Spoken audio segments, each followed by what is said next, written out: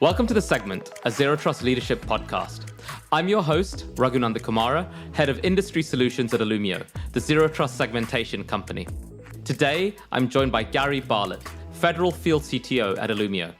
Gary is responsible for working with government agencies, contractors, and the broader federal ecosystem to help them meet their Zero Trust security objectives. Previously, Gary was a Federal Chief Information Officer and is also a retired Air Force Cyber Operations Officer with almost 30 years of experience in the military and in government. Today, Gary joins us to discuss his own personal experience with Zero Trust, top cyber challenges facing federal organizations, and why embracing an assume breach approach to cybersecurity matters. Gary, it's an absolute pleasure to have you here today. Thank you so much for joining us. No, thanks, Raghu. I'm very excited to be here. Not as excited as I am to have this opportunity to speak to you, Gary. So you've been in the industry for quite a while, and I'm sure you've seen a whole range of different sort of scenarios and experiences. Can you tell us what drew you to cybersecurity? Sure. So when I started my Air Force career, it was early on in the world of networks for the Air Force, and I actually spent the first half of my career not doing anything to do with networks. I really got heavily invested about the second half of my career. But you have to understand, being in the Air Force, we were a prime target for adversaries, especially nation state adversaries, very serious adversaries. So you quickly realize how critical true network security is, true enterprise security. And you realize that, that is not just, do you have updated antivirus on your laptop? Do you have a firewall turned on your laptop? Do you have a good password, right? You understand the complexity involved in trying to provide actual true enterprise level security. And I found that to be fascinating. And I found the challenge of trying to try to outsmart your adversaries and fight in a battle that was an everyday battle. In the military, not everyone finds himself in combat, right? So, different skill sets find themselves more often than not in combat. Some very, very seldom. In cyberspace, you're in combat every day. And that's one of the things I've most enjoyed about my time doing this is you're in a fight and you're doing it every day. That's just, in my spare time, I geek out on infrastructure videos on YouTube, right? So and I've kind of seen sort of the scale of infrastructure that the Air Force and the armed forces deploy. How do you go about securing a network that is that fast and that diverse? How do you even go about designing that? So it's got its challenges, I'm not going to lie, right? It's one thing to think about doing it in small pieces.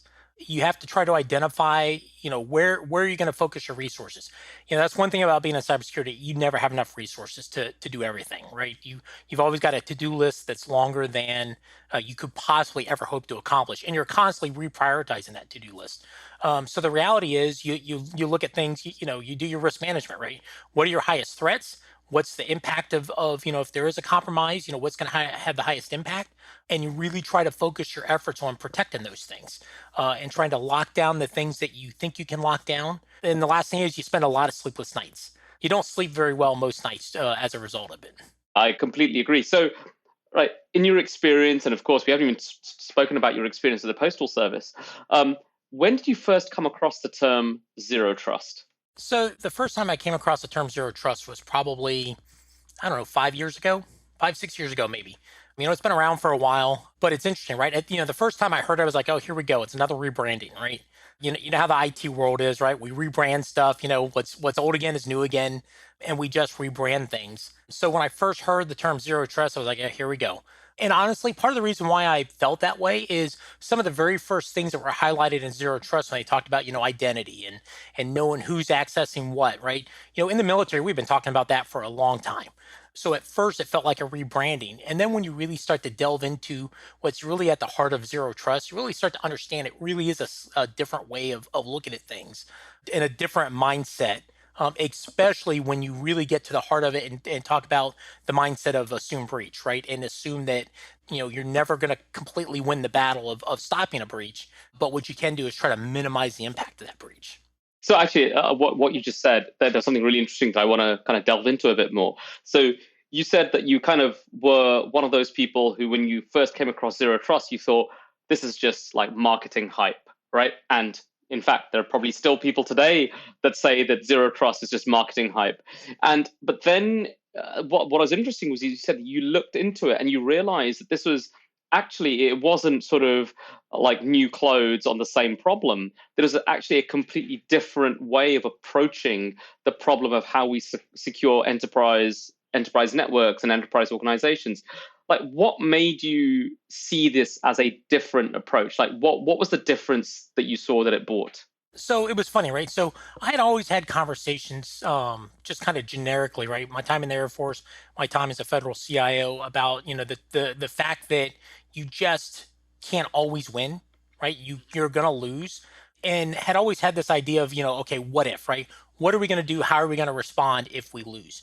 And then, like I said, as I started to really understand zero trust a little bit and think about that shift in mindset, it wasn't just a shift in mindset for me, but a shift in mindset for the people that I had working for me, the way that we approach problems. I always had this philosophy of 80% is good enough, and that comes down to anytime you try to deploy something or you try to do something, that pursuit of perfection is impossible, right? And zero trust kind of, I think, really kind of gets to the heart of, look, you want to continue to try to do your best, but there's no such thing as perfect. And you have to be ready for the alternative, right? What happens when the art of the perfect fails you, and you have to deal with a breach? And I think that that's kind of that monumental shift in approach and philosophy is something that I think that modern entities, agencies, and businesses, if they don't make that shift, they're just going to continue to lose. Right, and that's such a great way of kind of framing it, right? It's that don't essentially. It's, I think what you're saying is, don't let perfect be the enemy of good, right? And kind of take that forward-looking approach, because you also mentioned this term, assume breach. For the listeners, like, what do you mean by assume breach? So if you look at, I mean, there's been all sorts of reports released recently that, the popular topic today is ransomware, right? And there's been recent studies released that say, something like 76% of organizations have been impacted by some sort of ransomware attack. Well, if our defenses were so great, then why is ransomware even a conversation, right? Why are we even talking about ransomware? But here's the reality, right? You look at the antivirus market. For decades, the antivirus market has said, if you just buy our product, we will stop viruses and dead in their tracks. Never happens, right? Constantly getting infected, constantly dealing with that kind of stuff, and all sorts of different types of malware. So here's the reality: it's just a ongoing battle that's impossible to stop and win 100% of the time, right? So the question is, right? We were able to make a lot of people were able to make the shift of, okay, look, I know I've got updated antivirus, but I need backups. Right? I need to back up my information, because if this stuff gets infected, how do I recover from an infection? Oh, I'll restore from backup. But what do we do about breaches, right? And that's where I think a lot of agencies are still lagging, is understanding it's going to happen, right? At some point, it's going to happen. Following that mindset, you just have to assume that at some point, something's going to happen.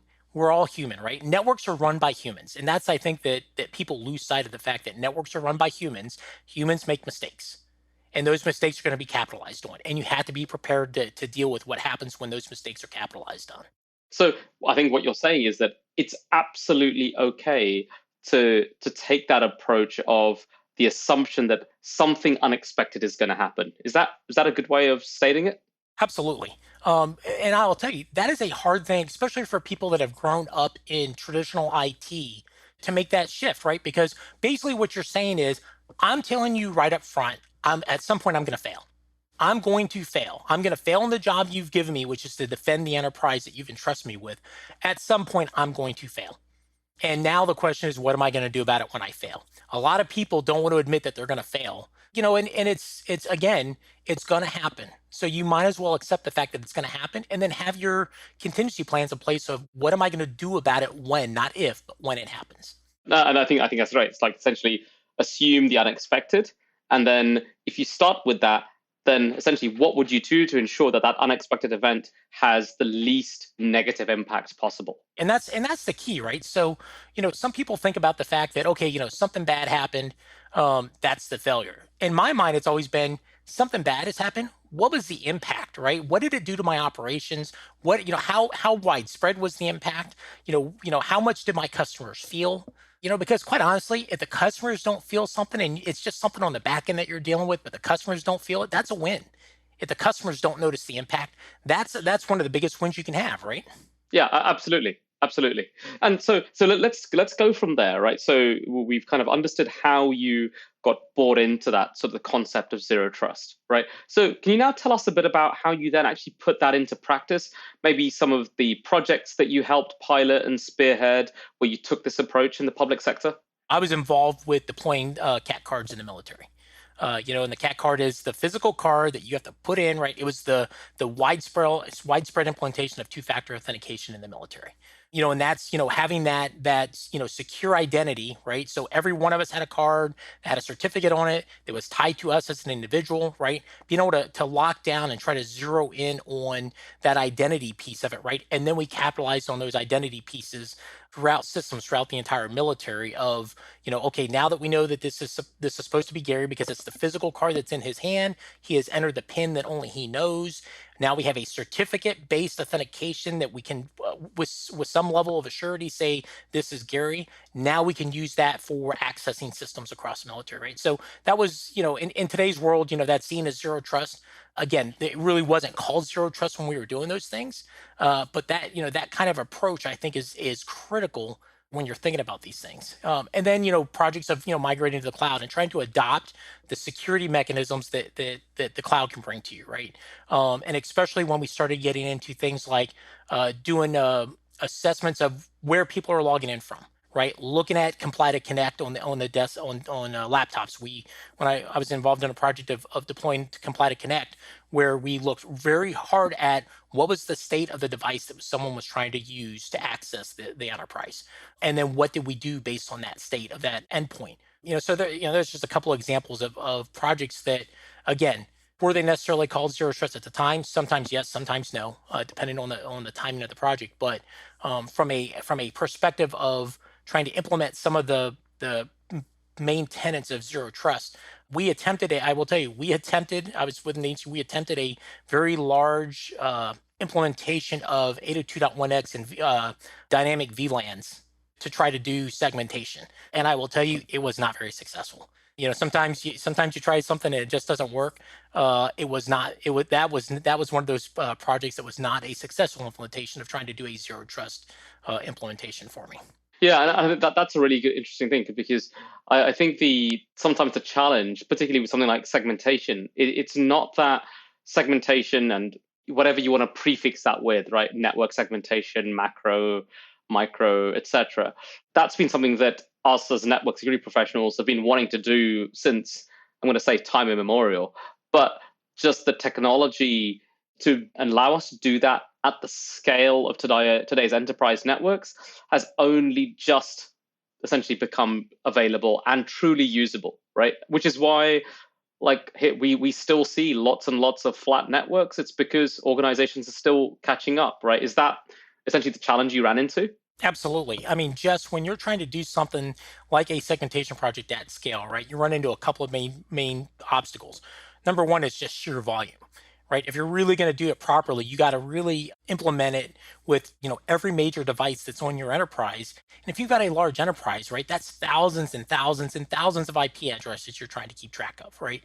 And then just the sheer dynamics of an enterprise, right? Especially as you've gotten into the world of virtual machines and rapidly spinning things up in the cloud and multi-cloud environments and just that complexity that gets involved.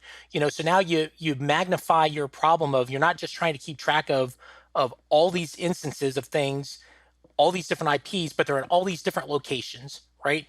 And how are you supposed to keep track of all that stuff, right? And then throw on top of that, you've got most places have a very limited IT staff for all the work that they've got to do, just their day-to-day job of trying to keep things running. And then you try to apply something like this on top of it and go, hey, I'm going to pick you. It's your job to make sure anytime something new joins the enterprise, you've got to figure out all the hundreds of places you got to go update so that thing connects in the way it's supposed to connect, but doesn't cross boundaries it's not supposed to cross. I mean, that's an impossible challenge to give someone. Yeah, completely, right? Which is why you then, I think, the what is sort of the fallback is, well, then it's like, what compensated controls do I have, or more often than not, am I okay just to accept this risk and move forward?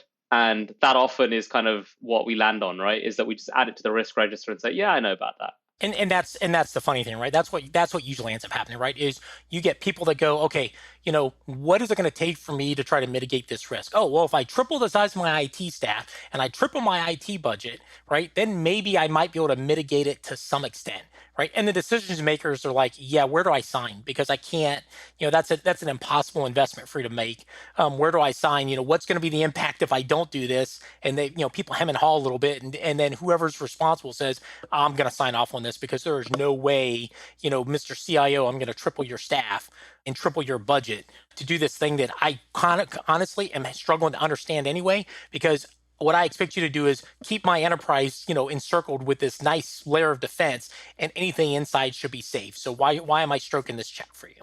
So do you think that we are now at a place, whether this is in the Fed space or in general enterprise, where we've gone too much towards risk acceptance and the importance of risk mitigation has kind of been put to the side? Yeah, actually, that's an interesting question, because I think the answer is yes. I think that we have gotten to a point where, it used to be, right, the opposite problem, right? We didn't want to assume any risk. We wanted to mitigate everything, right? And then as that kind of got beat into people's heads that that's a ridiculous approach, that's an impossible goal to achieve, people started kind of loosening the throttles a little bit, loosening the shackles a little bit, and found themselves, I think, to the point where now there's almost no controls in place, right? And people are saying, hey, as long as it's about getting the job done, yeah, we don't care if you let, personal devices into the enterprise. And because it's all about keeping you hear a lot about, well, how do we, attract younger talent? And younger talent's not used to being constrained. So we got to do things to make sure that we're not constraining the talent that we're trying to hire. So now all of a sudden you've gone to, I'm just going to accept all the risk, and kind of cross my fingers and close my eyes and really hope nothing bad happens. Yeah, exactly. And when something bad does happen, what I hope is that they don't go and look at the risk register and say, did we really accept this risk, and why and who, and etc. Let's come back to sort of the federal government and security challenges that they face, and like why they're adopting zero trust, right? So we've always seen this is a big push in the US federal space. Firstly, like, what are the challenges? What are the security challenges the federal government faces today, and why do they need to adopt zero trust? Sure. So some of the challenges that they face. Number one, a lot of this is similar to what you're going to hear, what you would hear if you asked the same question about private sectors, right? But in the federal space, money, people, and then flexibility to get things done, right? So you start with the fact that they're constantly dealing with the federal budgeting cycle. How much money are they being allocated? And oh, by the way, people don't realize how far in advance you're working your budget from a federal perspective, right? It's not a matter of, hey, it's July and the next budget year starts October 1st. Here's how much money I want. You've made those decisions years ago about how much money you need for a given fiscal year, right? So you're trying to forecast into the future from a budgetary perspective, and they don't. The federal budget system isn't designed to say, oh, well, feel free to ask for a couple $1 million, that you can't explain what you're going to spend it on. Feel free to just ask for, surplus cash just in case something comes up in the future.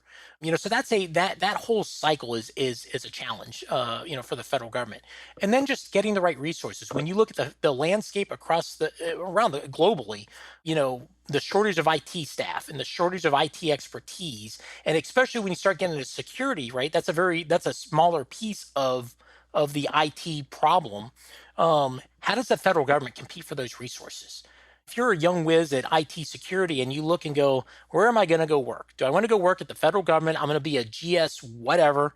It's usually a lower GS rank rating, making $40,000, $50,000 a year. Or do I want to go work at some company somewhere making $150,000 a year?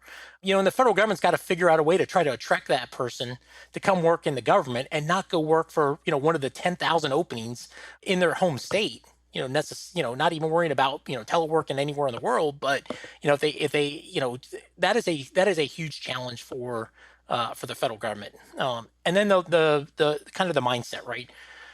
Trying to hold people accountable, right? So when you need to make shifts, you need to make changes in the federal government, trying to hold people accountable to make those changes can be a challenge in the government, right? It's very hard to fire people. And, so if somebody's not doing a good job, you spend a lot of time trying to kind of bring them along before you can get rid of them. So, and while that process is going on, they're filling a seat, supposed to be fulfilling a responsibility. And if that happens to be one of the key positions to protect your enterprise, and the person's not cutting it, it can take a long time to get rid of that person. And now you're back to the challenge of how do you backfill that seat again? Yeah, and so that then brings me to a question. So obviously, there's been the huge push, and there's President Biden's executive order last year that sort of really accelerated the adoption of zero trust security approach amongst federal agencies. So you kind of talked about essentially a large people problem that federal agencies face. Given that, do you think the adoption of zero trust and actually following through with this EO is going to be realistic? I think I hope it'll eventually be realistic. It is not going to be It's not going to be realized in a short period of time. So when the executive order came out, here we go, right? Here comes another mandate from on high that's telling all these federal agencies it's something they got to go do, and there's no money that comes with it to go do it. IPv6 is a perfect example. I lost track of how long ago the federal government was supposed to be migrated to IPv6. Most agencies don't even know how to spell IPv6, much less have they implemented IPv6. And that was a federal mandate ages ago. Now, I think where zero trust has a better chance at success is I think there's a much more recognized need for implementing the principles of zero trust than there is, say, than against something like IPv6, right? So I think some of the founding tenets and the core tenets of zero trust, I think resonate with people, and they understand, going back to that, hey, I realize that we have probably accepted a little bit too much risk, and we have got to figure out a way to kind of minimize that risk structure that we've got in place here. And I think zero trust brings some of that to the forefront for agencies. I think just go to the IPv6 comment. I think if anyone who's worked in networking or network security over the last 20 years, everyone has their own little funny IPv6 story, right? And in my case, it was at a former employer. I think there was this thing called World IPv6 Day, probably about a decade ago, and we were all participating in it. And what did we have to do for that day? It's just that for that one day, for that one moment, show that our external facing website could be accessed via IPv6. Right, just for that one moment, and after that, we're back on IPv4, everyone. But so, okay, so you say that zero trust, because of the importance of it to just the sort of the resiliency and the cybersecurity of federal agencies at large and the criticality of it, this is one that is going to get the traction. It's not going to be another sort of IPv6. To say that, right? When I look at the mandate, and I kind of, on one side, as a zero trust practitioner, I'm excited about it, right? So that finally we've got a government agency, and that too, the US government sort of mandating this. And this can only be good for both the public sector in other countries globally, but also then that trickling into the private sector. But on the other side, I kind of look at the timeline that has been laid out, and a part of me thinks that it's not aggressive enough, right? We're getting to the real sort of risk reduction pieces, right? Far too far down the line. And why can't those be brought in sooner? Am I just being kind of just too greedy here? And this is a good thing, and we should get on the train and let that timeline map itself out? So I think that I would love to wave a magic wand and have it done much faster. Having spent so much time in government, I will tell you the timelines that have been laid out are fairly aggressive for the government. And it is, right? And again, I go back to, again, the whole budgeting conversation, right? And the fact that you're budgeting multi years in advance, the procurement process, right? And keep in mind, and this is one thing that I think some people lose sight of. Federal agencies operate under the laws that have been passed by Congress, right? So the restrictions that they have, people ask, why does it take the government so long to buy something? Well, I'll tell you why. Because there are so many rules in place to ensure fair competition, to ensure that you try to avoid single sourcing and getting vendor lock. So there's all these different things there, and they all are very justifiable checks and balances to have put in place. But the ramifications of some of those checks and balances makes it very difficult for agencies to do procurement and can really drag out timelines, right? So it's not a matter of, hey, let's just whip out your credit card and go buy something today and, pick whoever you want. That doesn't work in the federal government. Private entities can, for the most part, go buy what they want from whomever they want, whenever they want, right? The federal government and the DoD, they don't have that kind of luxury. So that in of itself automatically adds a huge amount of time to a timeline to try to implement something, just because of the sheer amount of rules that have to be followed and the checks and balances and dealing with people protesting, right? You do a major award, you get one protest, you may have just increased your procurement timeline by 50 or 100%. So okay, right.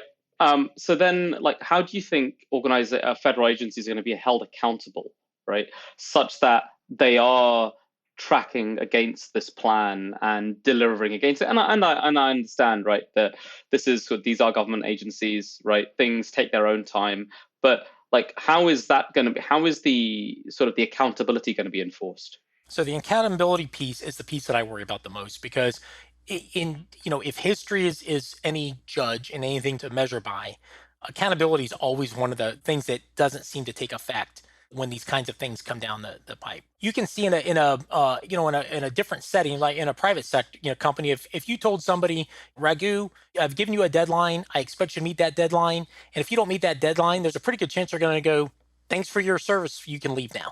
And I'm going to try to bring somebody in that can, the next time I give them a deadline, will meet that deadline. In the government, most people don't get fired because they didn't meet a deadline, right? They didn't meet a mandate.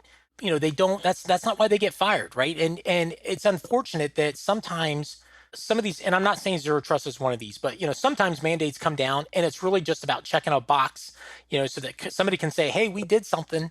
And then there's, hey, what's the next thing, right? What's the next shiny object we're going to go chase? And nobody ever bothers to look backwards. That's of all the things that affect zero trust, it's that accountability, right? Because really it's going to be up to the agencies to hold themselves accountable.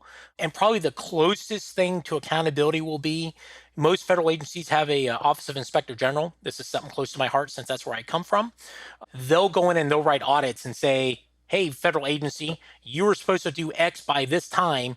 We're going to write you up. You haven't done that, right? And then that'll get published. That could get observed by, noticed by Congress. Congress may ask the head of the federal agency, hey, I've got a report in my hand that says we, Congress, the president, told you to do something by a certain timeline. You didn't do it. What are you going to do about it? And their answer may be, well, we're sorry, we're going to go do it today. Or, yeah, we'll see what the write-up looks like 2 years from now when we get relooked at again. Yeah, well, who doesn't love an audit or being on C-SPAN? So, I think personally, I think there's lots that other governments globally can learn from sort of the US's sort of approach to adopting zero trust. But kind of moving away from the public sector, what do you think the lessons are for the private sector, right? And we don't need to take it as the private sector at large, but maybe specific verticals within the private sector. What can they learn from the sort of the approach that the federal government is taking? So I think that, again, we talked about some of the inefficiencies of the approach the federal government's taken. However, that high level, widespread focus, right? So within verticals, right, when you look at, whether it's in the banking vertical, whether it's in the medical vertical, trying to take something and make it become, the de facto standard, right? And hey, if you're not doing this, right, you're seriously lagging. And and in the private sector, right, you've got competition. So I can see, if competition starts going, hey, well, we do this and they don't. My competitors don't do this, but I'm doing this. I've adopted zero trust. I've adopted these security practices. I'm protecting your information. My competitors aren't protecting information, right? I think that adoption of a standard happens faster in the private sector because of the fact that you're, competing for dollars. Anything you can use as a differentiator is key, right? So I can imagine a private sector company going, hey, the president thought something was so important that he issued this mandate to the government. We're already doing that, right? Look how good we are, right? So within different verticals, I could easily see some of these things becoming kind of de facto standards. It's no different than when they start trying to compete with each other on, hey, what benefits do we offer? What capabilities do we offer? I think that's critical if you can get that security mindset to say, hey, this is another one of those things that we should be comparing ourselves against each other. They can become that thing that I can point to and say, I do this, you don't. So I would encourage, right, in the private sector, think about some of these things and go, how can I use it to my advantage? But you better be doing it, because the last thing you want to do is pretend like you're doing it and then, have something happen and have to explain to your customer base why you weren't doing it. So it's essentially like almost using zero trust or security as a differentiator and as a competitive sort of differentiator between you and your competition, right? Absolutely. It's interesting, right? Because you look, right, when a private company, and this is, and I think you're going to start slowly you're seeing this change. When a private company gets breached, what happens, right? It's a big splash in the news. Then they go, okay, usually the answer is, oh, we're going to pay for free credit monitoring for you for a year. In the worst case, maybe somebody files a class action lawsuit and you get the letter in the mail and then you end up getting, $150, as part of the settlement. But I think that you're starting to see companies are starting to really take hits now when these things happen, right? Because, if suddenly as a customer you start feeling like, hey, I can't trust company X with my credit card information, what are you going to do? You're going to stop shopping there. And I think that as the populace becomes more and more savvy about this stuff, and I think we're reaching this tipping point where people are tired of hearing, oh, it happened again, and it just happens, right? I really think the populace is getting tired of that, and they're going to start holding people accountable. And it may be just be with their feet and their checkbooks, right? That they're going to take their dollars somewhere else because they're tired of hearing about, oh, here we go again, my stuff got compromised again. And that's a really interesting point right at the end there, because I think the general public now has a much better basic understanding of security breaches, right? They have a much better basic understanding of a ransomware attack. So it's not that organizations can kind of just sort of dust it off under the carpet and forget about it, right? It's when it happens, people are have very much like a, oh my God, not yet again, right? Am I safe there type reaction now. Absolutely. I know things have changed when I get a phone call from my 70-plus-year-old mother who says, hey, this happened at this company, right? I'm pretty upset about this. And my response is, take your money somewhere else. Right. And she says, oh, that's probably a good idea. Right. So, it's when you're to the point where customers are asking those types of questions, I really think that we have crossed a threshold of, and I don't know that we'll go back. Right. I think people are really just starting to get tired of this, and companies are having to start taking this more and more seriously, because some of these breaches, they've gone past their embarrassing breaches, but they're starting to become really financially impacting breaches because customers are starting to lose confidence in companies. Absolutely, and but also I think the concerning thing is that when you unpack the details of what caused those breaches, the root causes are typically always the same. It's kind of like when we're often not learning, right? And I think that's the frustration. Yeah, that is definitely the frustration. And I can think of the last time there was something that, and again, I'll go back to my mother.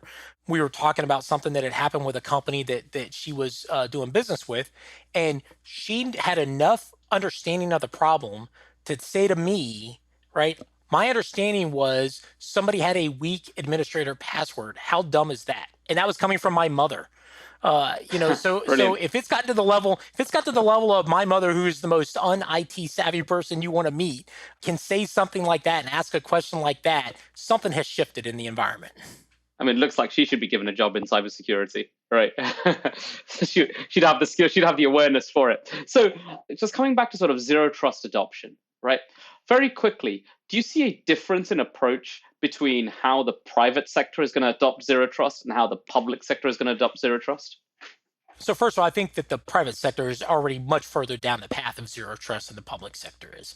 You can just see that with different entities and some of the things that they've deployed and implemented, the government is just now starting to talk about, right? So I think they're already further down. And I think that they've got a couple of different things, right? So we talked about this competition thing, right? So pick any vertical you want, and there's multiple companies in that vertical that if I, as a customer, feel like you're not doing something safely, I will go somewhere else. But now let's compare that to the public sector. There's only one Social Security Administration. There's only one IRS.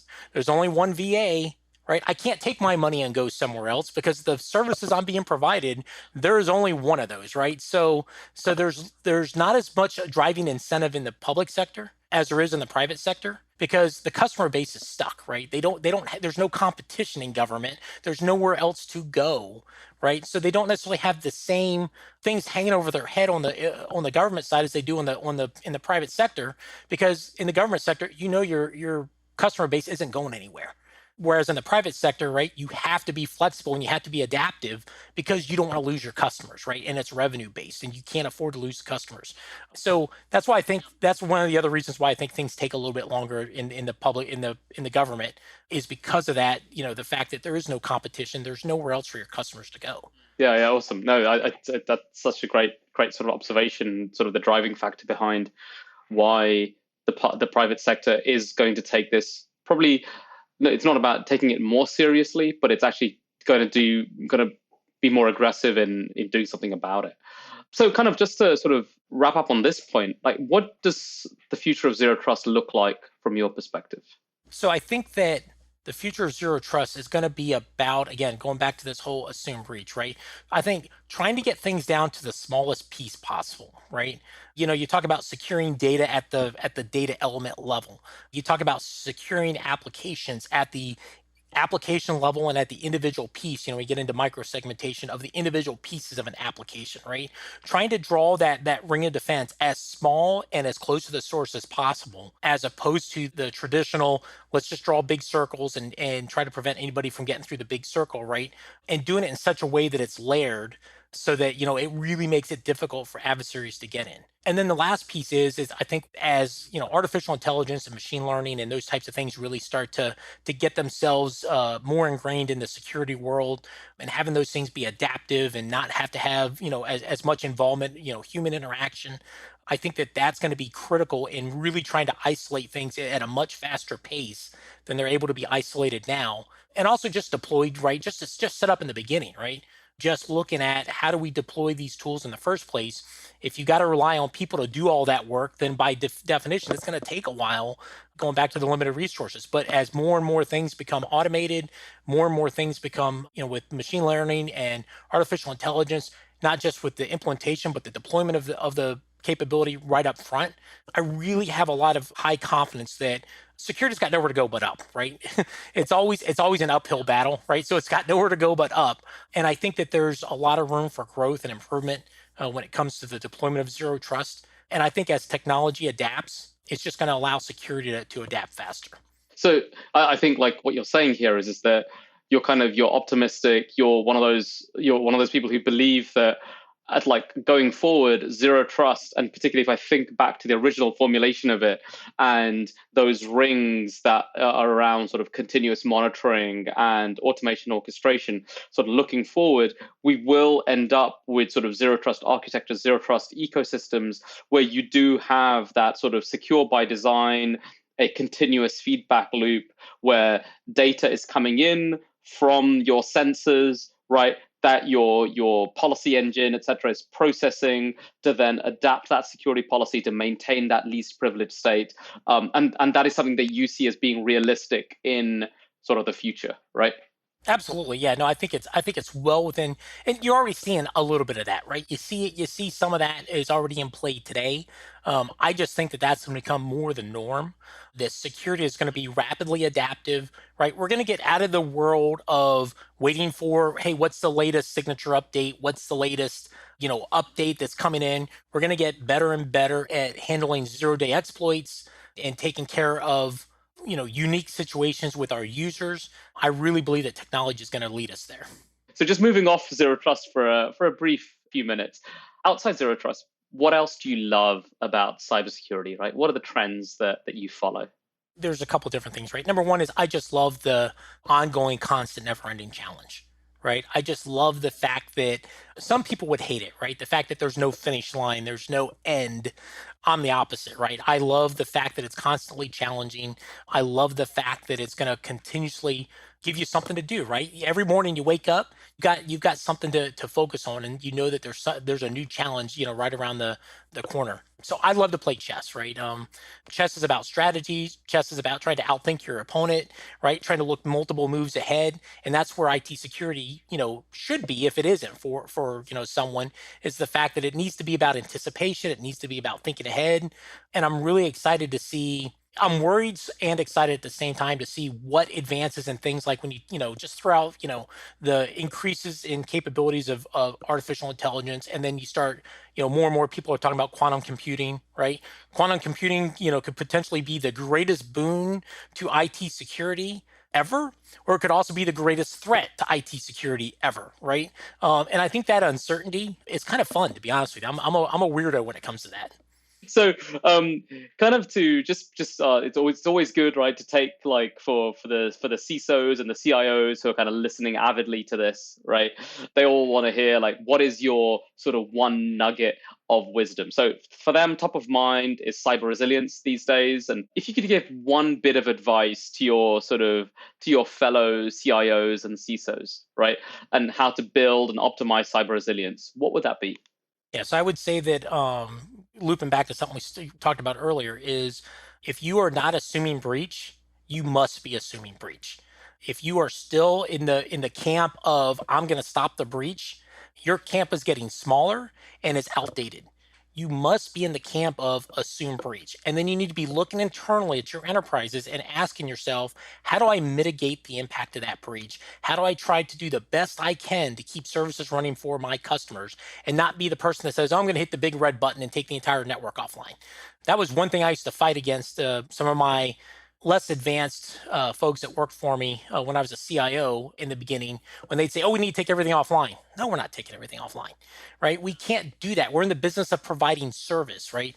So then with that approach, right, you have to implement things internally in your network. And, obviously I'm a big believer in segmentation and micro-segmentation, that you have to have things internally in your network that allow you to isolate the impact, right, down to the smallest footprint possible, so that the rest of your enterprise can continue to function, and you don't have to shut everything down just because of malware, ransomware. Something may take a small foothold, but you want to stop it as close to the source of origination as possible and as quickly as possible, so that you can continue operations and then just focus on a very small problem and not have to focus on a larger problem because you allowed it to spread out of control.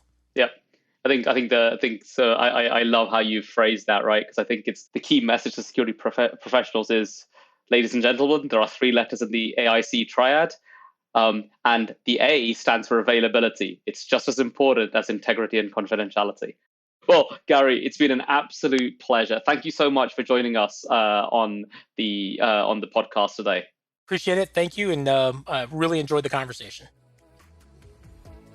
Thanks for tuning in to this week's episode of The Segment.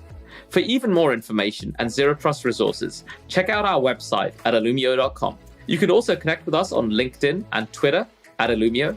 And if you like today's conversation, you can find our other episodes wherever you get your podcasts. I'm your host, Raghu Nandakumara, and we'll be back soon.